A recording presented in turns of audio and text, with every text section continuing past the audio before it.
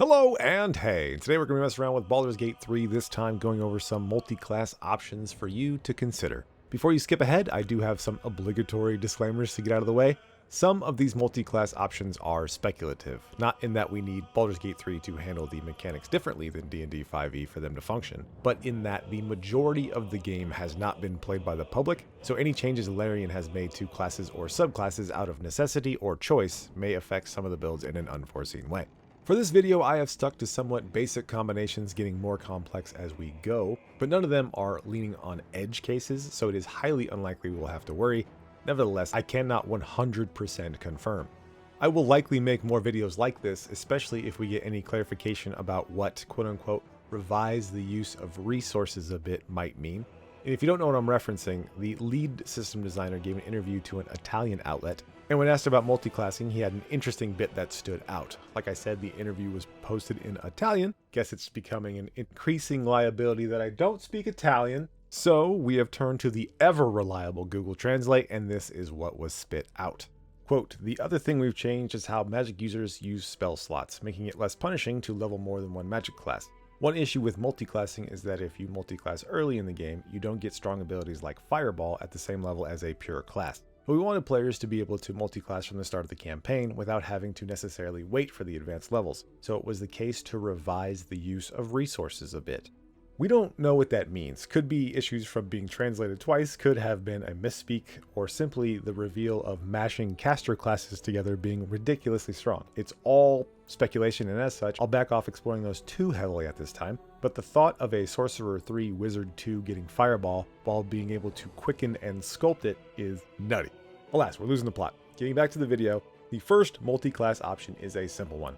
Fighter 8, Barbarian 4. Very straightforward, a heavy-hitting, durable melee fighter. Something to just dip your toes in the multiclassing waters.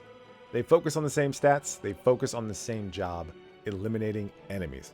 Both are very effective at doing so without ever taking a level of another class, so let's take a look at what we might gain or lose by doing so.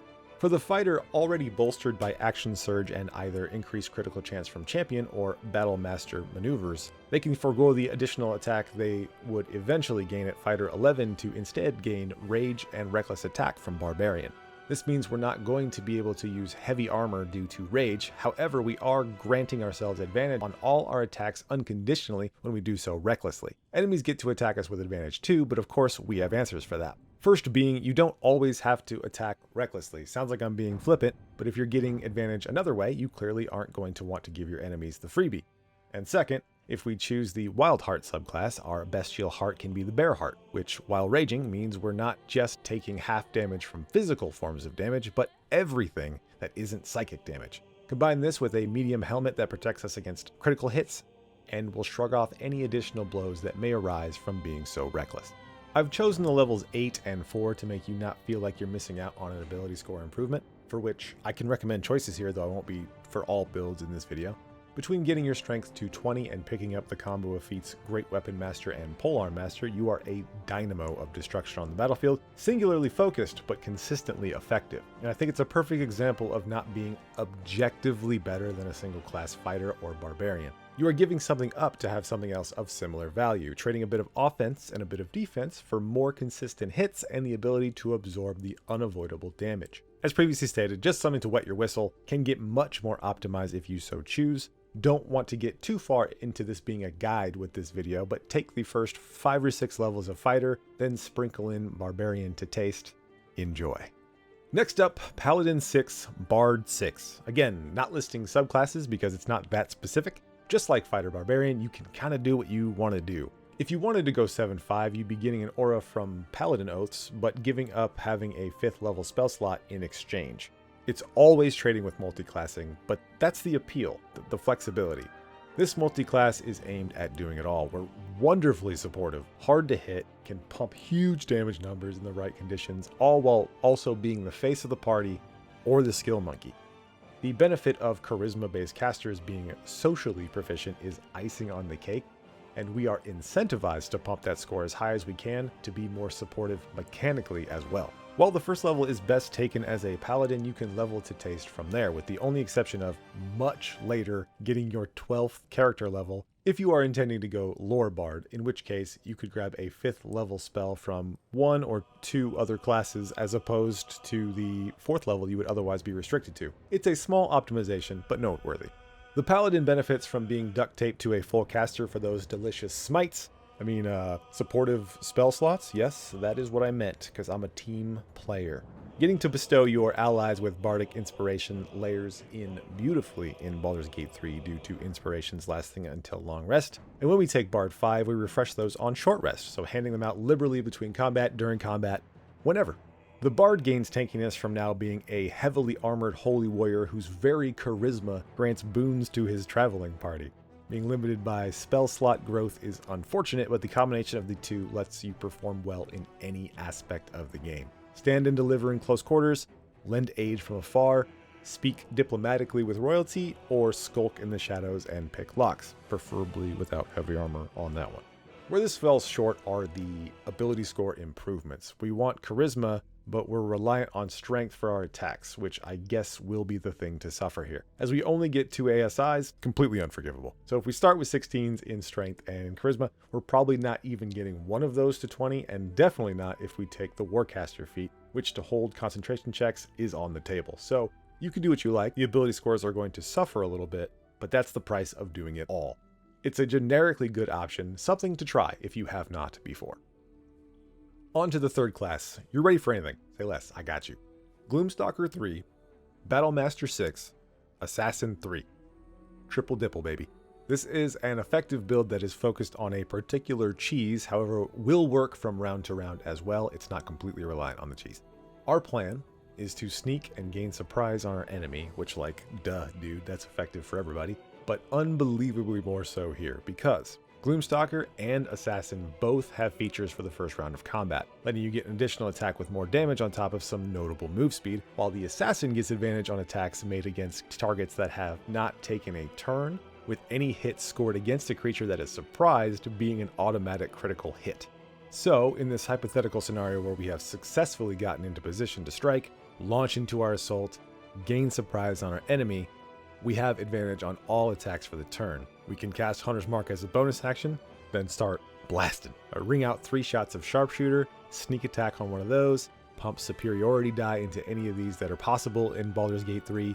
Don't forget about extra damage die from Gloomstalker's first round, Action Surge, 3 more shots. Heaven forbid you had a caster cast haste on you before you started this for 3 further shots, being, for recap, 9 shots with advantage. If they hit, they're all crits. Depending on enemy AC, maybe you miss more than one, but just for silliness sake, let's do some calculations. That's 26d8 plus 22d6 plus 126 damage if everything hit. At the cost of your action and all superiority dice, plus maybe your good friend's concentration slot, a measly 20d8 plus 16d6 plus 84, barely even worth doing. If you're not going to get haste, why even trying? After that, you are pumping just a couple longbows, or at the cost of 6 average damage to the ridiculous totals above, having 2 hand crossbows, assuming they work the same as early access, where you'd still be getting 3 sharpshooter shots a turn, plus sneak attack, plus Hunter's Mark. The class is doing fine. Not a superb 12th level character, but far from flaccid even after it has Novad. And then all you have to do is short rest. Everything we used is back. Go again on the same day. It's pointed. But that's the concept. Not super sure which levels to play in the run-up to that Annihilation combo. Choice of the taster.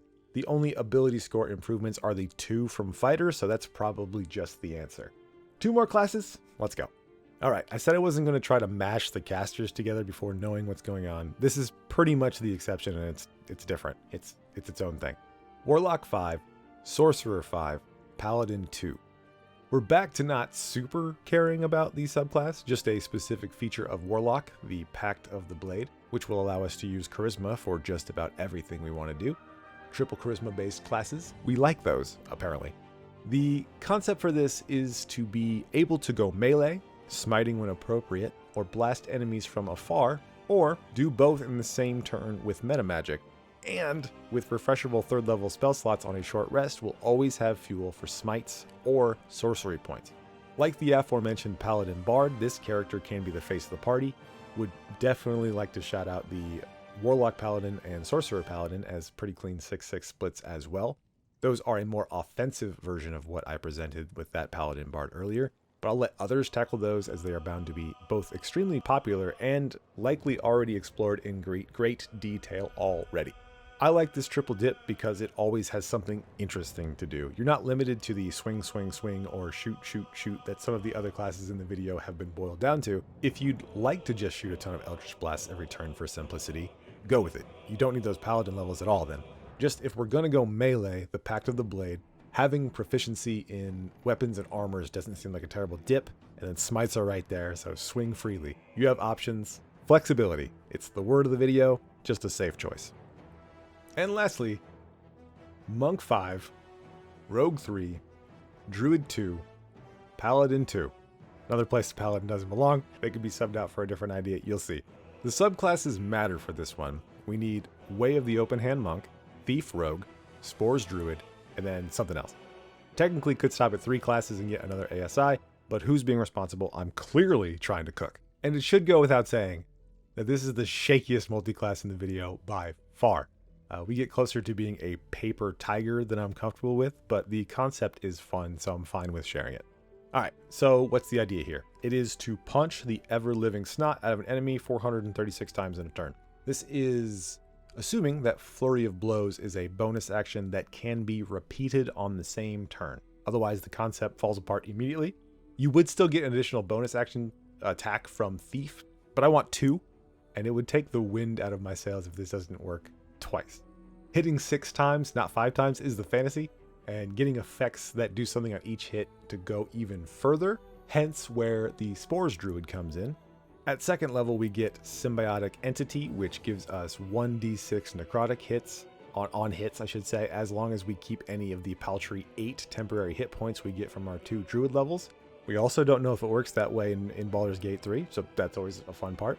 I'm not worried about the duration if it's implemented because it seems like one of those that Larian will be generous to the player, but it's another thing that would shut the idea down if it doesn't translate at all.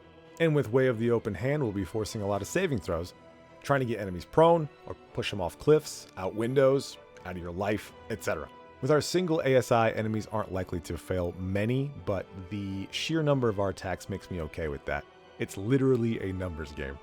If we're successful at putting an enemy on the ground, we can try to take advantage of making rapier attacks with our action to proc sneak attack and potential a divine smite with our 2 second level spell slots. Just kind of fun. That's why I did it. Paladin also gives us access to divine favor for a d4 to each of the hits as well, which, not accounting for accuracy, is an average of 15 damage a round, so it sounds light, but if we are somehow able to keep our temp hit points in concentration, the build does a surprising amount of damage. There are so many conditionals that it's not likely to be a thing, but for reference, a round looks like 2d8 plus 12d6 plus 6d4 plus 24, but without smites, and it's just a bunch of chip damage.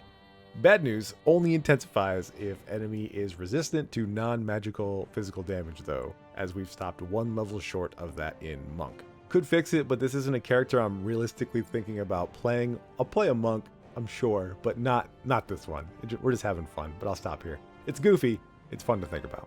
And that about does it. Hopefully something was useful to you if you've stuck around this long. Not the last one, I know that. You don't have to tell me twice. Obviously, I'm looking forward to this game, and we're about 2 weeks away from release, so it's exciting times.